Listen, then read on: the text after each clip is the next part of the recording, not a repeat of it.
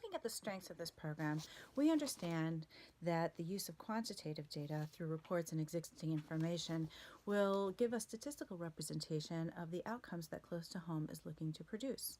The use of qualitative data, on the other hand, will give us a clearer view of how the Close to Home program has been able to provide accessible and satisfactory services to families, guardians, and youth who they provide services for. Through interviews and site visits, data will be gathered with these more individualized outcomes in mind. In other words, we would like to use a mixed methods design that will enable us to gather a comprehensive amount of information that will create a clear picture of how Close to Home has performed in this pilot program, along with what its strengths and possible needs are. In thinking about the limitations, we recognize that we may not have access to complete information, and in particular those outcome measures that we've talked so much about.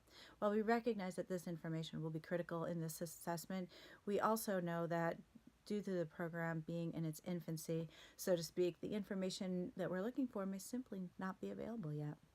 The use of interviews to provide qualitative data can also be challenging, particularly if previous participants, families, guardians, or youth are unwilling to participate in these interviews. We simply cannot get a representative sample.